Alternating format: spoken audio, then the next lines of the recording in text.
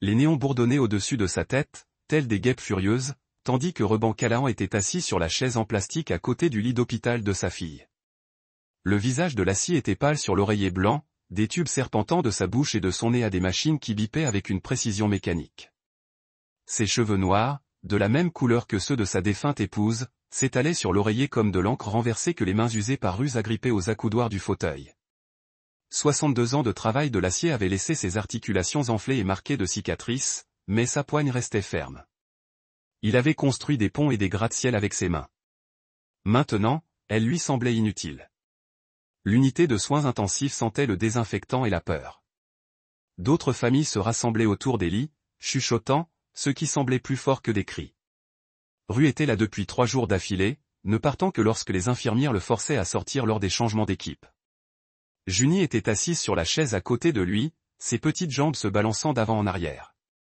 À 7 ans, elle comprenait plus que la plupart des adultes ne le pensaient. Le regard perçant de sa grand-mère ne manquait de rien. Et à cet instant, ses yeux fixaient le corps immobile de sa mère avec une intensité qui serrait la poitrine de Ruse. Le médecin dit, le cerveau de maman dort, chuchota Junie, sa voix à peine audible par-dessus les machines. Quand va-t-il se réveiller? Rue tendit la main et lui lissa les cheveux. Quand ce sera prêt, ma chérie, le cerveau de ta mère travaille dur pour se guérir. Comme quand j'ai eu la grippe et que j'ai dormi 2 jours, quelque chose comme ça. Rue aurait aimé que ce soit aussi simple. Les médecins avaient expliqué le traumatisme crânien en des termes qui lui avaient noué l'estomac. Gonflement, pression, possible séquelles permanentes. Des mots qui avaient transformé sa fille en une collection de problèmes médicaux au lieu de la femme féroce qui avait hérité de son entêtement. Junie déplaça sa chaise et jeta un coup d'œil vers la porte où Candan avait disparu 20 minutes plus tôt pour prendre un appel. « Grand-père, puis-je te dire quelque chose ?» Rue se pencha plus près. « Qu'est-ce qu'il y a, ma chérie ?» La voix de June baissa à peine jusqu'à un murmure. « Je ne pense pas que papa soit triste pour maman. » Ces mots ont frappé Rue comme de l'eau froide. « Qu'est-ce qui te fait dire ça ?» Il n'arrête pas de regarder son téléphone et de sourire. Quand les gens sont tristes, ils ne sourient pas à leur téléphone. La logique de June était simple comme un enfant et dévastatrice. Et hier, quand le médecin a dit « Maman ne se réveillera peut-être pas », papa a demandé de l'argent pour l'assurance. Le pouls de Rue s'est accéléré. Il a demandé de l'argent pour l'assurance. Il pensait que je dormais, mais je l'ai entendu parler à cette dame au téléphone. Celle qui avait un rire méchant. Junie a regardé le visage impassible de sa mère. Maman ne l'aime pas.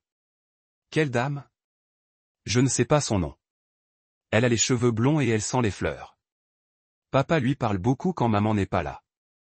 La petite main de Junie a trouvé son grand-père. La voiture de maman. Quelque chose ne va pas. J'ai déjà vu papa la toucher. Ces mots ont frappé Rue comme un coup de poing dans le ventre. Il a gardé son expression impassible, mais son pouls s'est accéléré. Comment ça, la toucher? Il était sous la voiture avec des outils. Dans le garage, la voix de June baissa encore plus. Il me dit d'entrer, mais je regardais par la fenêtre. Il avait l'air furieux. Réétudia le visage de sa petite fille. Les enfants ne mentaient pas sur ce genre de choses. Ils observaient sans préjugés, sans les filtres que les adultes utilisent pour donner un sens à un monde laid. Si Junie disait avoir vu passer sous cette voiture, elle l'avait vu. C'était quand, Junie? 2 jours avant que maman ne se blesse. Elle lui serra la main plus fort. Il avait la boîte à outils ouverte et tout, celle avec les clés à molette qu'il ne me laisse jamais toucher. L'esprit de Rue s'emballa. Candan savait à peine changer une ampoule, et encore moins réparer une voiture. Qu'est-ce qu'il avait bien pu pousser à se glisser sous la Honda avec des outils qu'il ne savait pas utiliser? Tu en as parlé à quelqu'un d'autre? Junie secoua la tête. Papa dit, je n'étais pas censé regarder. Que c'était une affaire d'adulte. Sa voix se fit plus faible. Grand-père, maman va-t-elle mourir? La question flottait dans l'air stérile entre eux. Rue regarda la tête bandée de sa fille, les machines qui la maintenaient en vie, le bloc-notes au pied du lit qui listait ses blessures en termes médicaux froids. Traumatisme crânien, hémorragie interne, fractures multiples. Non, dit-il avec sincérité. Ta mère est une battante, tout comme ta grand-mère. Mais alors même qu'il prononçait ces mots, une certitude froide s'installa dans son estomac. Cameron Ford avait toujours été malin, trop malin pour son propre bien. Rue n'avait jamais apprécié le sourire de son gendre quand il pensait que personne ne le regardait, ni sa façon de parler d'argent comme si c'était la seule chose qui comptait. Junie lui avait tendu un truc qui avait tout mis en place. Candan sous la voiture. Cam avec des outils. Cam demandant l'argent de l'assurance pendant que sa femme se battait pour sa vie. La portière s'ouvrit et Cam revint. Son téléphone glissait dans la poche de sa veste. Son visage s'empourpra, mais Rue remarqua qu'il n'atteignait pas ses yeux. Du changement, demanda Candan en s'installant dans le fauteuil de l'autre côté du lit de la scie. Aucun changement. Rue observa attentivement son gendre. Tu étais absent un moment. On est au téléphone. Même avec l'urgence familiale, certaines choses ne peuvent pas attendre. La voix de Candan portait juste ce qu'il fallait de regret. La compagnie d'assurance a besoin de documents pour la déclaration de sinistre. Facture d'hôpital, rapport de police, ce genre de choses. Rapide à déposer une déclaration, Candan jette un coup d'œil à Rue, puis détourne le regard. Les factures s'accumulent déjà. Les soins intensifs à eux seuls coûtent des milliers de dollars par jour. Il faut être pragmatique. Pragmatique ? Rue rangea ce mot avec tout ce qui lui semblait anormal dans cette situation. Il se leva et embrassa June sur le front. Je reviens tout de suite, ma chérie. Reste avec ta mère. Il entra dans le couloir et sortit son téléphone. Le shérif Tate Marie décrocha à la deuxième sonnerie. Rue, comment va la scie ? Pareil. Tate, j'ai une question à te poser. Cet accident de voiture. As-tu déjà examiné le véhicule ? Un silence. Rue, ça ne fait que 3 jours. L'enquête. Je ne demande pas de traitement de faveur. Je te demande si tu as regardé la voiture. La voix de Tate devint prudente. Que as-tu en tête ? Ma petite fille vient de me dire qu'elle a vu Candan travailler sous la voiture 2 jours avant l'accident avec des outils. Rue baissa la voix, conscient que Candan pouvait l'écouter. Elle l'avait aussi entendu poser des questions sur l'argent de l'assurance. Le silence se prolongea cette fois. Finalement, Tate prit la parole. Retrouve-moi à la fourrière dans 1 heure. J'arrive. Rue raccrocha et retourna aux soins intensifs. Candan était penché sur le lit de la scie, parlant doucement à sa silhouette inconsciente. De loin, on aurait pu croire à un mari dévoué, encourageant sa femme blessée. Mais Rue remarqua que les mains de Candan restaient à ses côtés, sans jamais la toucher, sans jamais lui offrir le réconfort physique qui vient naturellement quand on aime vraiment quelqu'un. Que lui disais-tu ? Demanda Rue, Kim, et il se redressa. Je lui racontais juste la journée de June. Les médecins disent que les patients dans le coma peuvent parfois entendre des voix familières. C'est attentionné. Rouza recula, les yeux fixés sur Camin. Junie me dit, tu as reçu beaucoup d'appels. Les affaires ne s'arrêtent pas à cause d'une tragédie personnelle.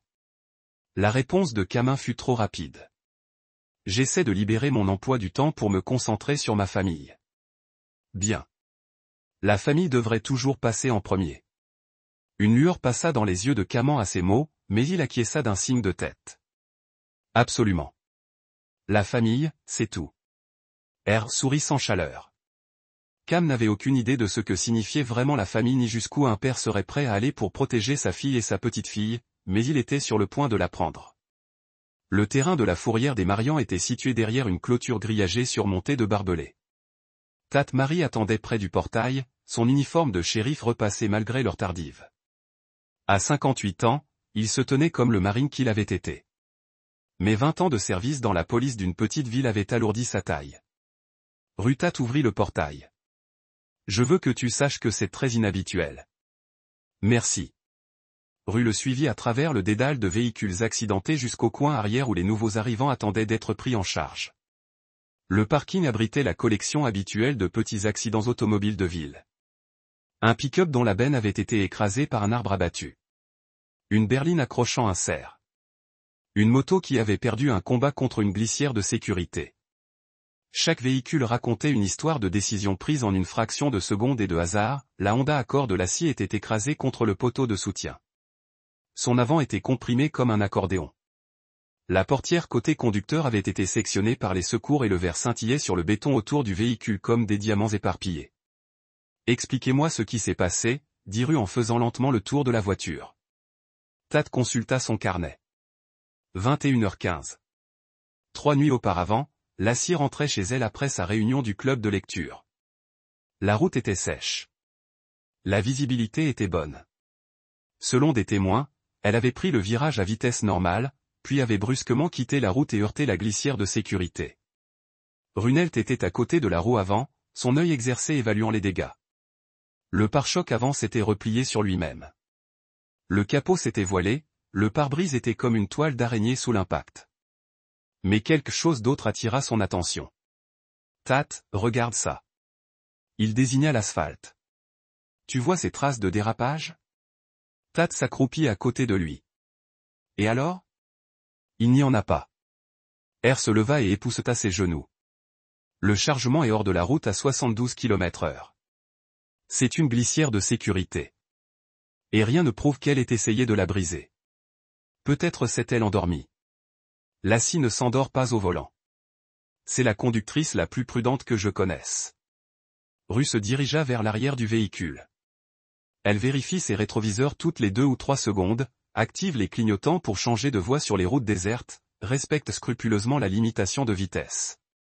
Cette femme n'a jamais d'accident. Tat fronça les sourcils. À quoi penses-tu? Je pense qu'une mère qui est assez prudente pour installer un siège auto avec un niveau n'oublie pas soudainement comment actionner les pédales de frein. Ru fit un geste vers la voiture. Aide-moi à monter ça sur le pont élévateur. Ils manœuvrèrent la Honda sur le pont élévateur et Ru la souleva jusqu'à voir en dessous. Ce qu'il découvrit lui glaça le sang. Les conduites de frein avaient été sectionnées, ni usées, ni endommagées lors de l'accident, ni coupées à la lame. Les coupures étaient précises, délibérées, faites par quelqu'un qui savait exactement ce qu'il faisait. Le fils de Tat marmonna. C'est une tentative de meurtre. Ru serra les poings. Il s'en doutait, mais la vue des preuves le confirma.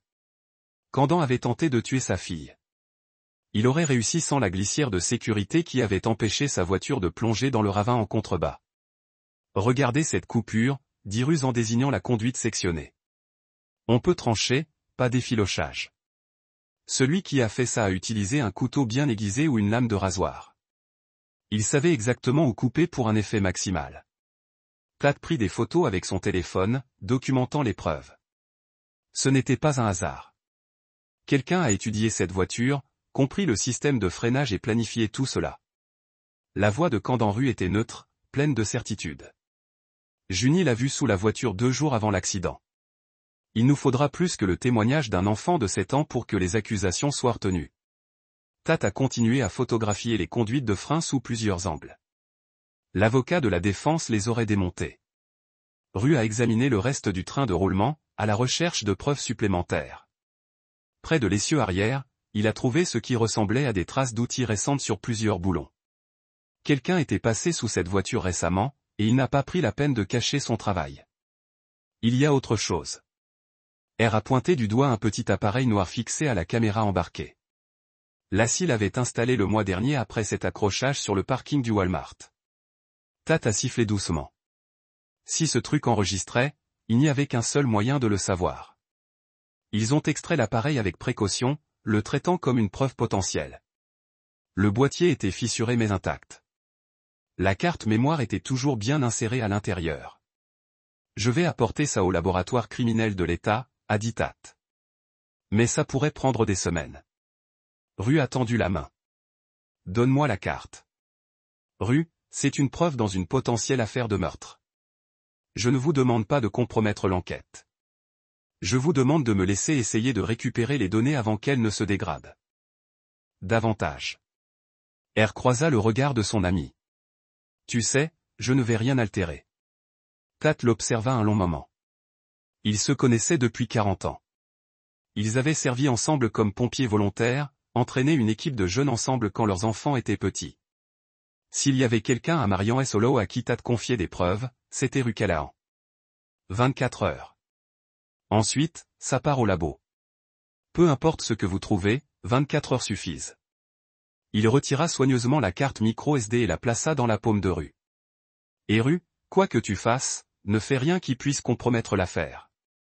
Ces gens doivent aller en prison, pas être libérés pour un vice de procédure. Rue empocha la carte. Crois-moi. Tecnoa occupait une étroite devanture entre un salon de coiffure et une librairie d'occasion sur la rue principale de Marian S. Olao. Le propriétaire, Kyle Brennan, avait à peine 25 ans, mais ses doigts se déplaçaient sur les claviers comme un pianiste de concert. Rue avait aidé le père de Kyle à construire la boutique il y a 3 ans, et le jeune homme lui devait une faveur. La boutique sentait le café et l'électronique, les circuits imprimés et le flux de soudure, se mêlant à l'arôme du café d'un accent grave côté. Des composants d'ordinateur recouvraient toutes les surfaces disponibles, et le léger bourdonnement des ventilateurs formait un bruit de fond constant. Monsieur Callahan. Kyle leva les yeux d'un ordinateur portable démonté, les mains couvertes de pâte thermique. J'ai entendu parler de la scie. Je suis vraiment désolé. Merci, Kyle. J'ai besoin de ton aide. Rue posa la carte mémoire sur le comptoir. Ça venait d'une caméra embarquée dans la voiture de la scie. Elle est endommagée, mais j'ai besoin de savoir ce qu'il y a dedans. Kyle prit la carte et l'examina à la loupe. Dégâts des eaux. On dirait un choc physique dû à l'accident. Les contacts sont corrodés, mais pas complètement détruits. Il leva les yeux vers Rue. Je peux essayer de récupérer les données, mais sans promesse. Ces cartes sont fragiles après un traumatisme. Fais ce que tu peux.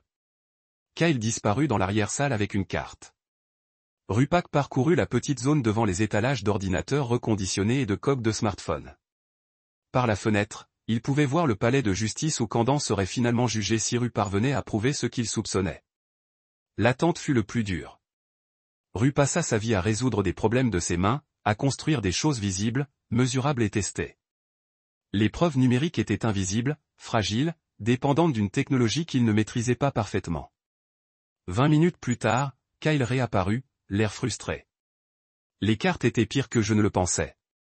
De l'eau s'était infiltrée dans les composants internes et avait corrompu la majeure partie de la structure des fichiers.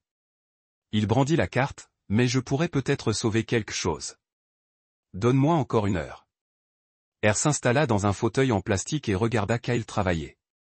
Le jeune homme connecta la carte à divers appareils, exécuta un logiciel de récupération et marmonna pour lui-même tandis que des lignes de code défilaient sur plusieurs écrans. Tu as quelque chose, dit finalement Kyle.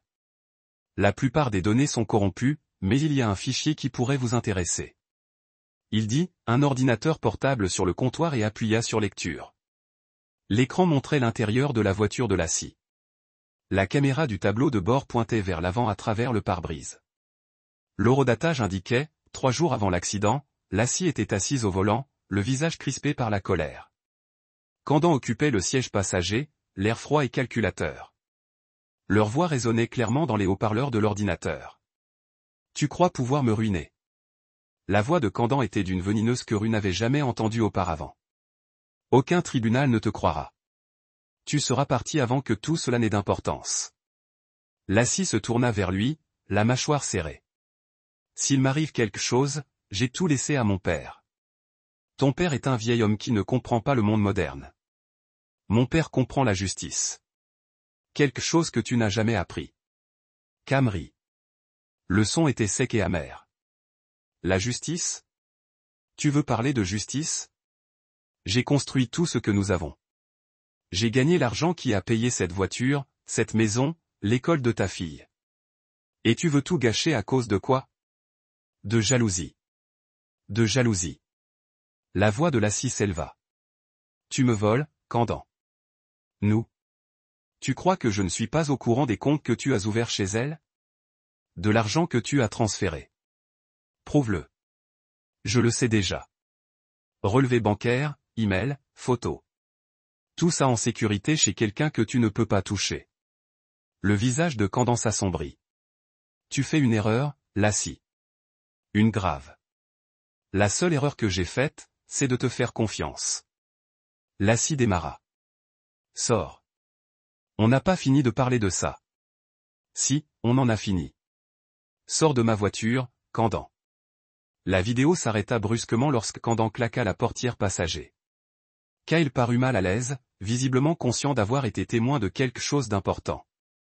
Il y a autre chose, mais c'est trop corrompu pour être déchiffré. C'est le seul passage clair. Ray fixa l'écran vide. Il en avait assez entendu. Candan avait menacé sa fille, et 3 jours plus tard, ses freins étaient coupés. La connexion était claire, même si elle ne tiendrait pas encore devant le tribunal. Kyle, j'ai besoin que vous fassiez des copies de ce fichier. 3 copies sur des disques différents. Bien sûr, monsieur Callahan. Les doigts de Kyle survolèrent le clavier. Vous apportez ça au shérif? Rue, entre autres, empochait les disques quand Kyle eut terminé. Que vous dois-je? Kyle, fais-lui signe de la main. Rien. Arrête juste le salaud qui a fait ça à la scie. Rue se dirigea vers la porte, puis se retourna. Kyle, cette conversation n'a jamais eu lieu. Le jeune homme hocha la tête solennellement. Quelle conversation? Dehors, sur le trottoir. Rue sortit son téléphone et appela le shérif Marie. Tat, c'est Rue. Vous devez voir ce qu'il y avait sur cette carte mémoire. Rue était assis à la table de sa cuisine à l'aube.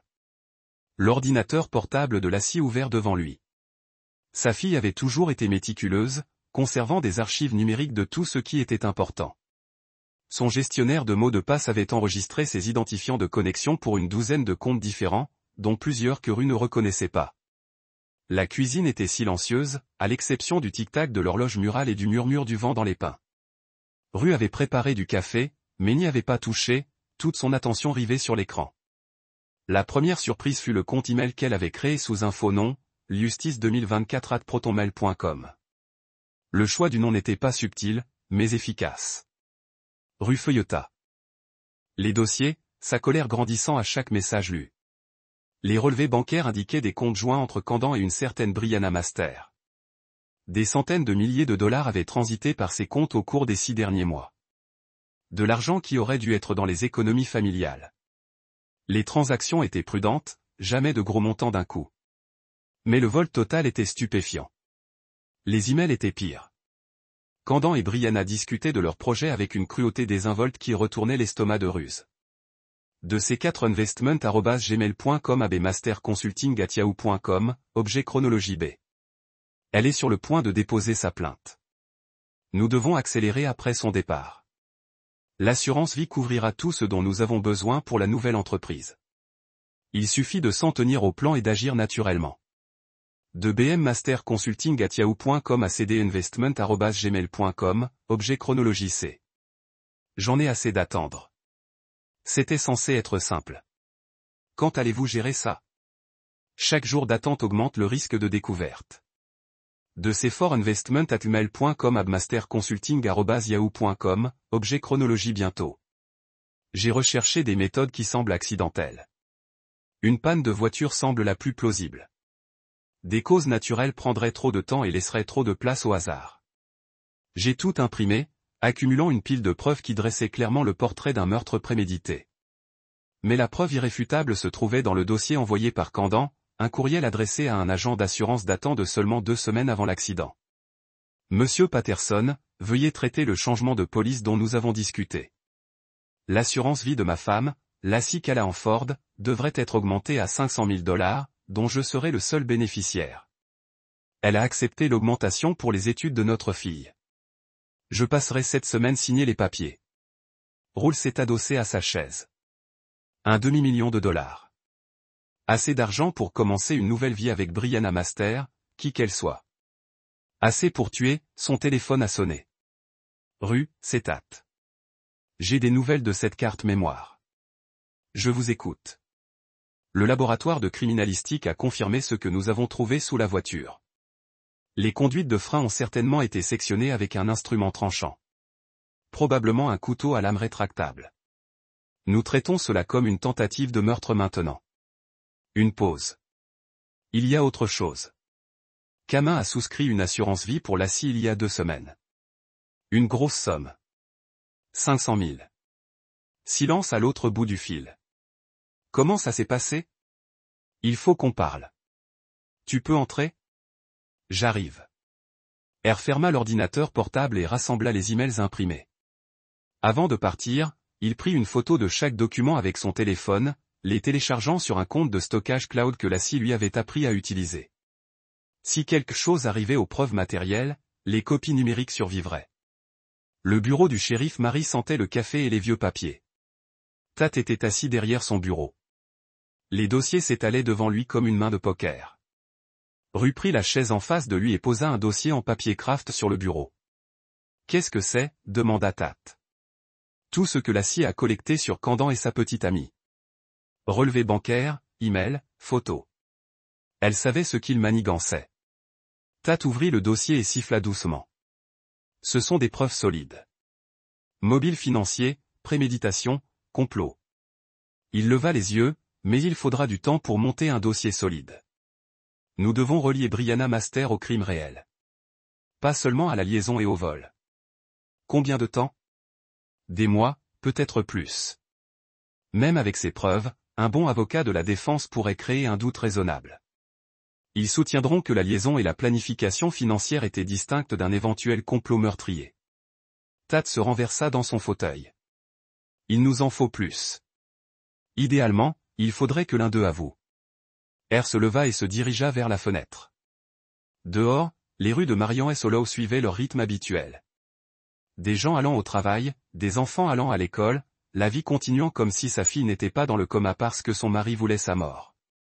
Et si je pouvais les faire avouer? Tat leva brusquement les yeux. Rue, ne fais rien de stupide. Je ne parle pas d'illégal. J'exerce juste une pression là où il faut. Rue se retourna pour faire face à son vieil ami. Cam se croit plus intelligent que tout le monde. Les gens comme ça adorent expliquer leur intelligence. Ces gens ont essayé de tuer ta fille. Ils sont dangereux. Moi aussi. La voix de Rue était basse, mais elle portait le poids de 40 ans de dur labeur physique et de leçons de vie plus dures. La différence, c'est qu'ils sont dangereux pour les innocents. Je ne suis dangereux que pour les coupables. Tat observa le visage de son ami. Qu'est-ce que tu as en tête? Candan m'appelle tous les jours pour me demander des nouvelles des obsèques et des bénéficiaires de l'assurance vie. Il pense que Lassie va mourir. Rue serra les poings. Il est peut-être temps que je l'invite pour discuter affaires de famille. Rue, je ne vais pas le tuer, Tat. Mais je vais lui faire comprendre que les actes ont des conséquences. Rue prit le dossier sur le bureau. Parfois, la justice a besoin d'aide pour découvrir la vérité. Cameron Ford arriva chez Rue pile à l'heure, comme toujours. La ponctualité était l'un de ses rares traits admirables. Même si Rue soupçonnait que cela venait d'un besoin de contrôler chaque situation plutôt que d'une simple courtoisie. Rue regarda par la fenêtre Candan garer sa BMW dans l'allée. Même dans le chagrin, ou ce qu'il prétendait être du chagrin, Candan conservait son image. Costume coûteux, coiffure impeccable, confiance en soi asséchée.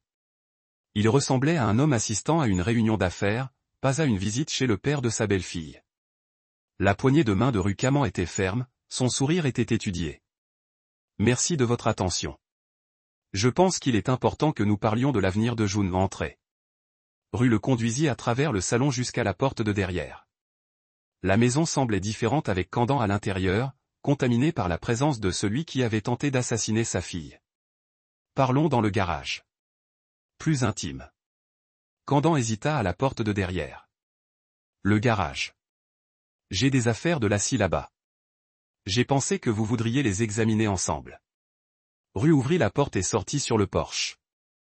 J'y ai aussi trouvé des documents qui, je pense, vous intéresseront. Ils traversèrent le jardin jusqu'au garage indépendant où Rue avait son atelier. Il avait construit cet espace lui-même 30 ans auparavant, conçu pour des projets lourds avec des sols en béton et des établis en acier. Le soleil de fin d'après-midi filtrait à travers les fenêtres, projetant de longues ombres sur les outils suspendus au mur en panneaux perforés. « Assieds-toi » fit Rue en désignant une chaise qu'il avait placée près de l'établi. « Tu veux un café ?»« Je vais bien. » Cam s'assit, son regard scrutant le garage. Outils électriques, outils manuels, matériel de soudage, tout ce qu'il faut pour construire ou détruire. Écoute, Rue, je sais que c'est une période difficile pour nous tous, mais nous devons réfléchir à ce qui est le mieux pour Junie. Absolument. Rue alla se placer derrière son établi, les mains posées sur la surface en acier. Dis-moi, Candan, qu'est-ce qui est le mieux pour ma petite fille, selon toi? La stabilité. La routine. Elle a besoin de se sentir en sécurité. Caman se pencha légèrement en avant. J'ai pensé à déménager dans un endroit avec de meilleures écoles. Peut-être Denver ou Colorado Springs. Un nouveau départ pour nous deux. Un nouveau départ. Courir lentement. C'est intéressant. Tu comptes emmener quelqu'un avec toi pour ce nouveau départ? Une lueur passa dans les yeux de Cam. Je ne suis pas sûr de ce que tu veux dire. Je crois que oui. Rue passa la main sous l'établi et en sortit une petite tablette. Laisse-moi te montrer quelque chose. Il appuya sur lecture sur la caméra embarquée. La voix de Candan emplit le garage. Tu crois? Tu peux me ruiner? Aucun tribunal ne te croira. Tu seras parti avant que tout ça n'ait d'importance. Le visage de Candan se vida. Où as-tu trouvé ça? La voiture de Lassie. Il s'avère qu'elle était plus intelligente qu'on ne le pensait. Elle posa la tablette et fit lentement le tour de l'établi. Elle savait ce que tu préparais, Candan. La question est, depuis combien de temps prévoyais-tu de tuer ma fille? Camin se leva d'un bond. Tu es fou. Cette vidéo ne prouve rien. On se disputait.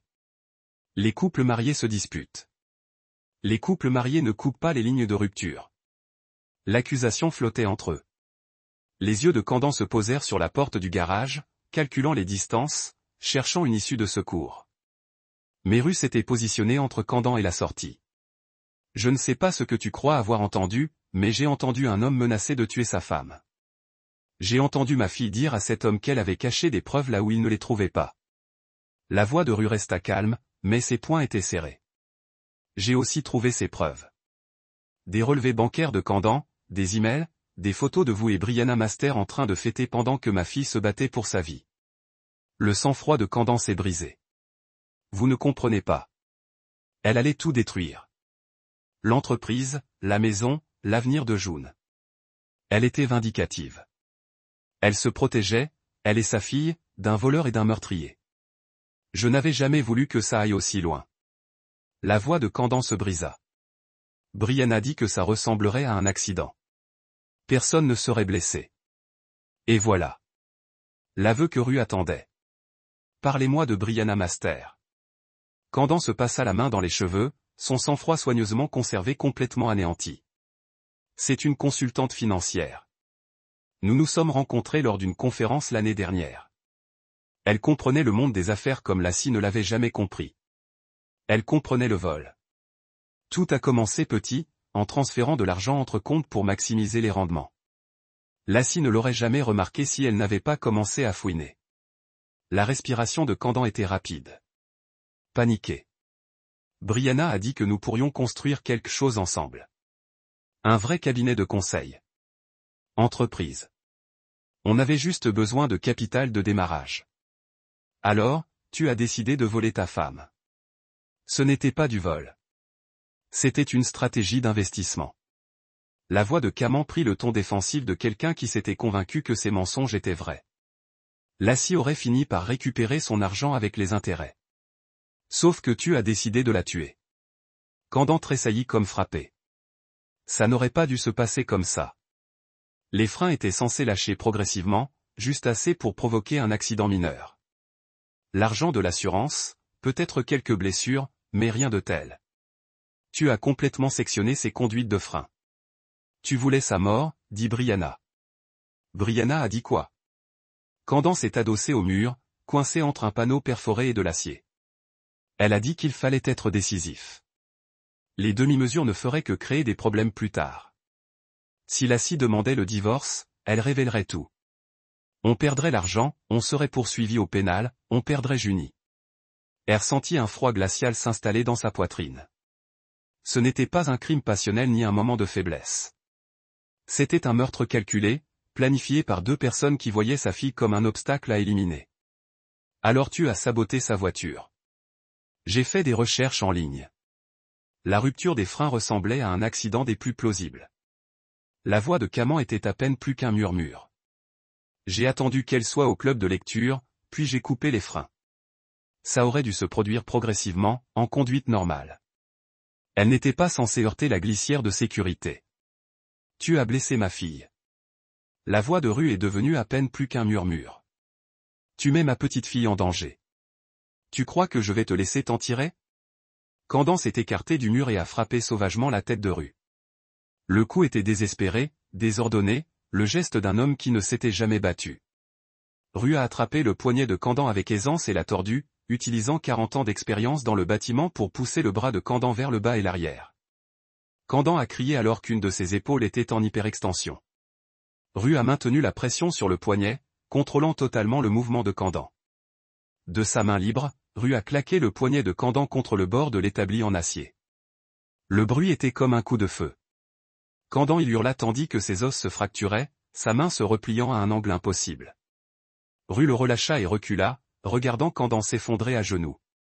Ça, c'est pour la scie. Rue attrapa la clé à molette accrochée au panneau perforé.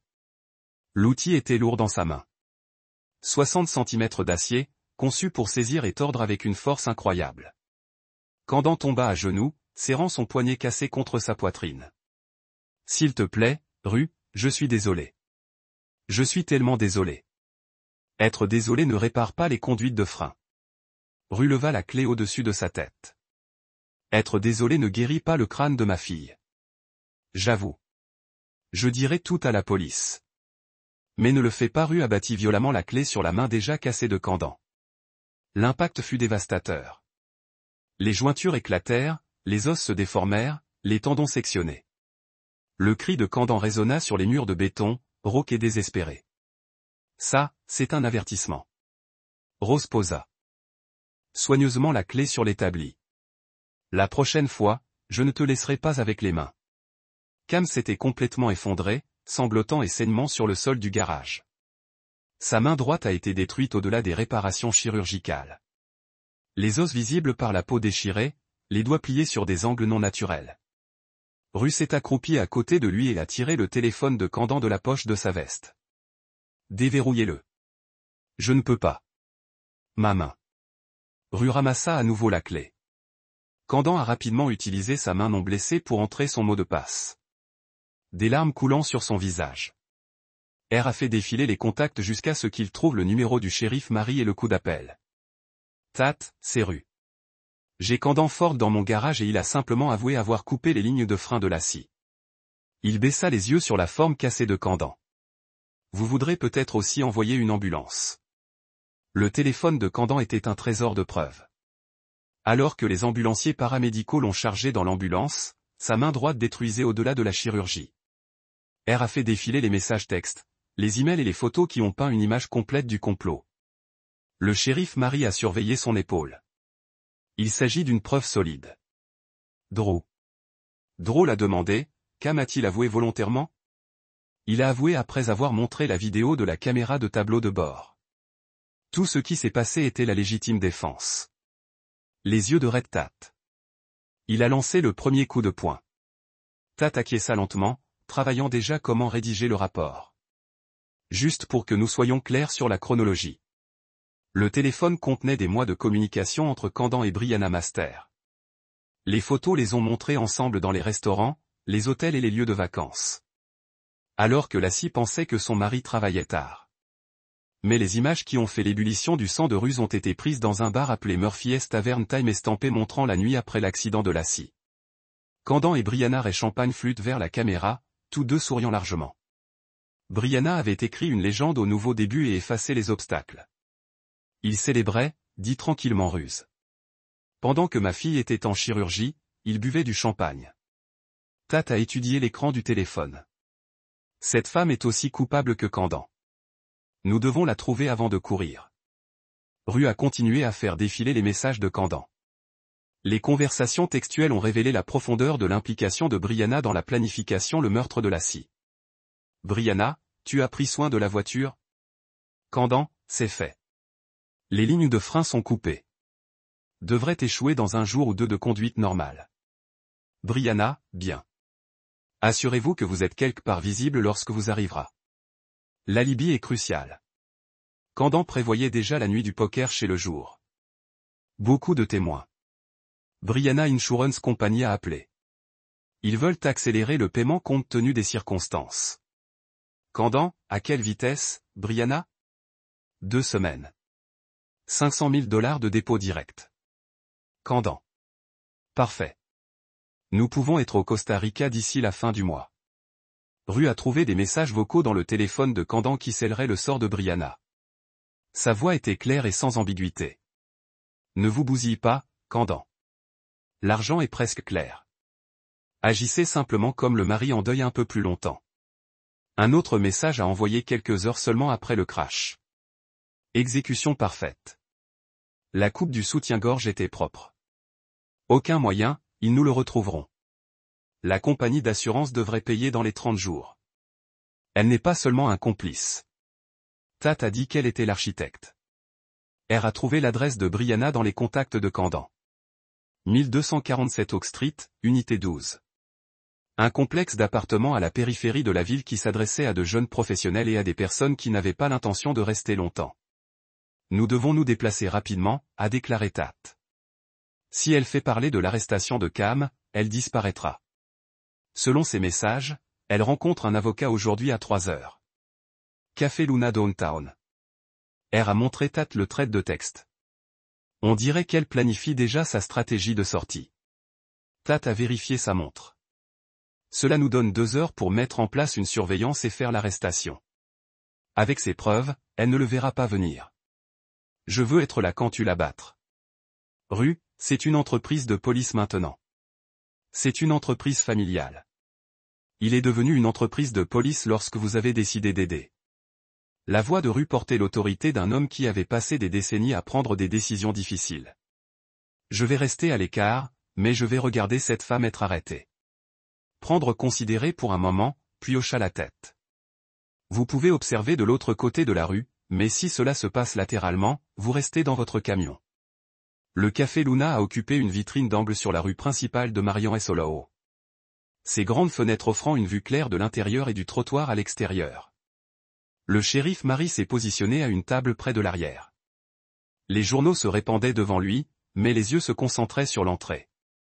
Rose était assis dans son camion de l'autre côté de la rue, regardant à travers des jumelles. Il voulait voir Brianna Master face à face pour regarder la femme qui avait convaincu Candan d'assassiner sa fille. Elle est arrivée exactement à l'heure, confirmant la suspicion de R que la ponctualité s'est déroulée dans leur partenariat tordu. Brianna avait 33 ans mais avait l'air plus jeune avec des cheveux blonds tirés dans une queue de cheval professionnelle et des vêtements de créateur qui coûtent probablement plus cher que le loyer de la plupart des gens. Elle s'est portée avec la confiance de quelqu'un qui croyait qu'elle était intouchable.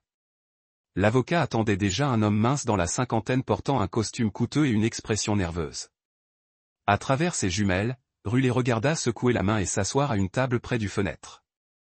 À travers son oreillette radio, Rue a entendu la voix de Tat.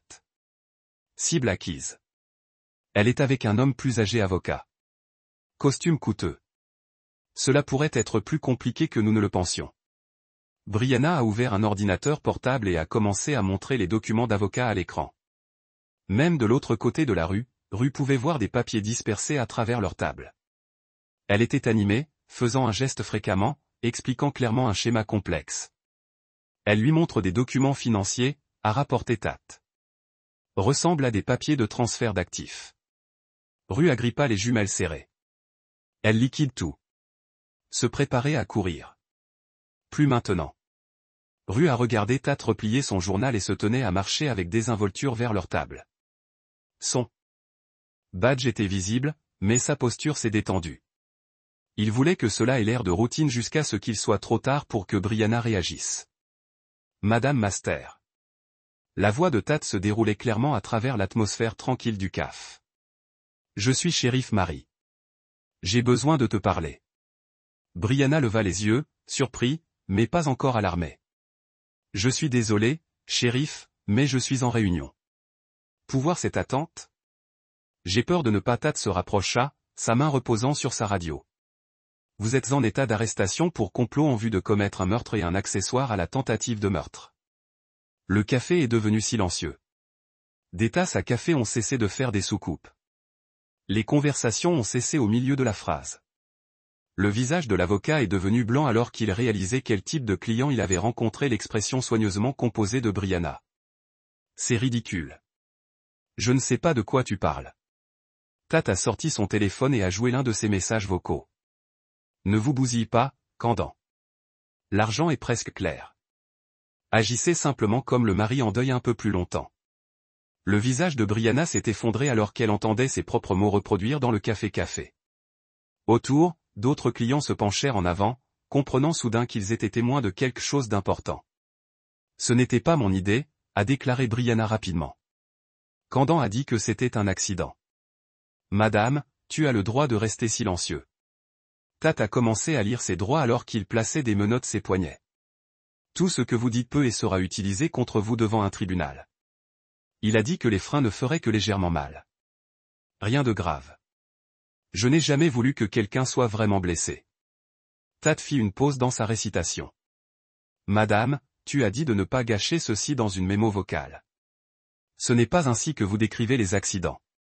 L'avocat emballait déjà sa mallette, voulant clairement se distancier de son client soudainement radioactif. Shérif, je n'avais aucune connaissance d'une activité criminelle.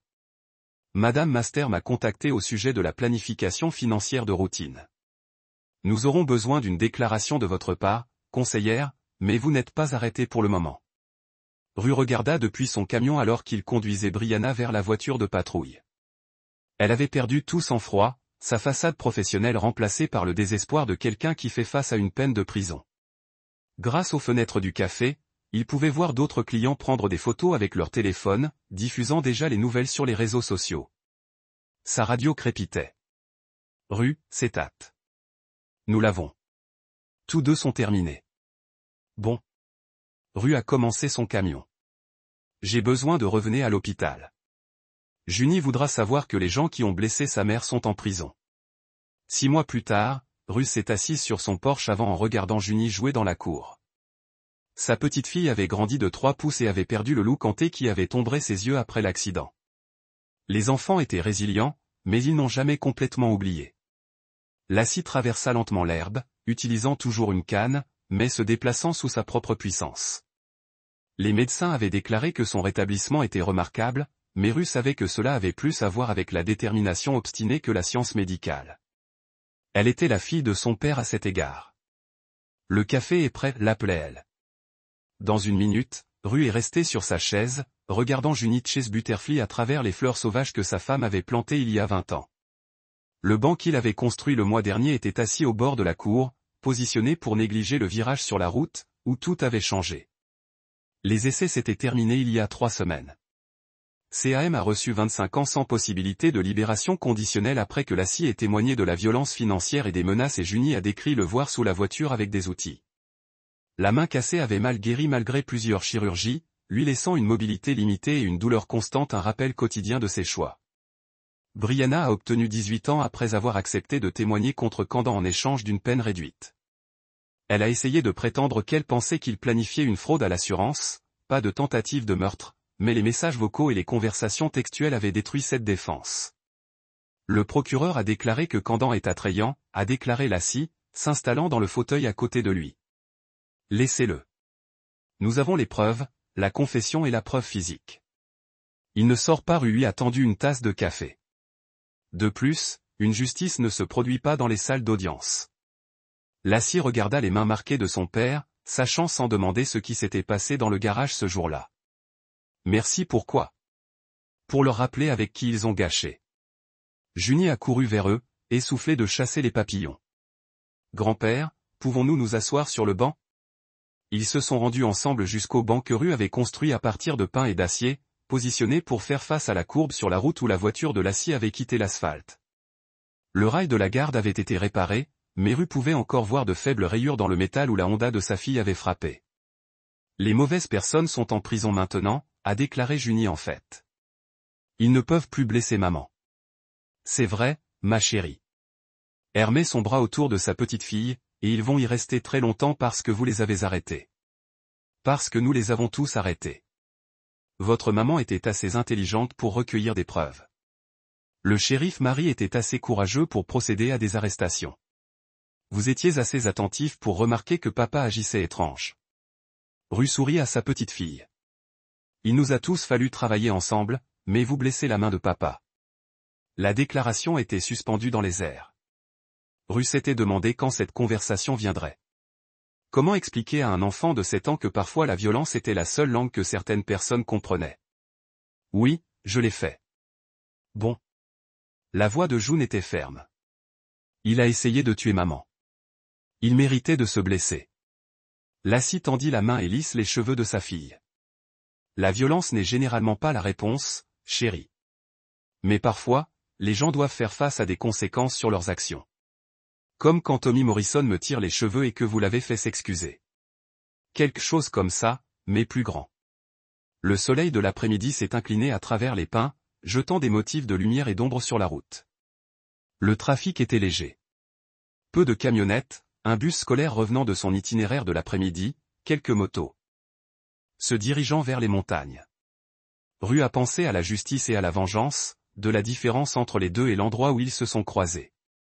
Les tribunaux avaient fait leur travail, mais la vraie justice était venue de ses propres mains dans un garage où les outils étaient accrochés au mur pergote et une clé à pipe avait donné des conséquences qu'aucun juge ne pouvait imposer.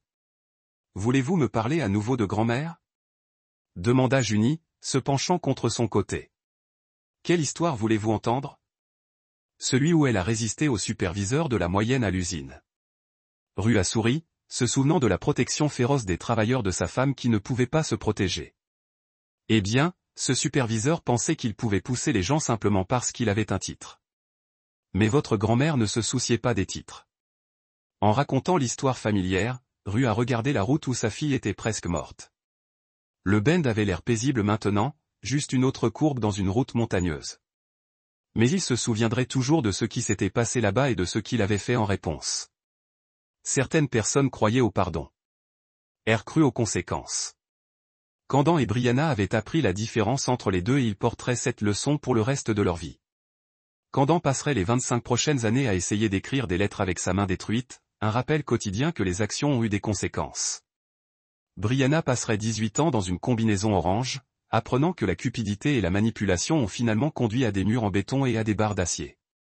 Le soleil a continué son arc à travers le ciel, peignant le virage dans une lumière dorée chaude. Quelque part dans leur prison séparée, Candan se débattait probablement avec les tâches les plus simples qui nécessitaient une dextérité manuelle. Et Brianna découvrait que les vêtements de créateur n'étaient pas disponibles dans le commissaire. Rue a terminé son histoire et a regardé sa famille, sa fille vivante et curative, sa petite-fille sûre et aimée. La justice avait de nombreux visages, mais c'était celui qui comptait.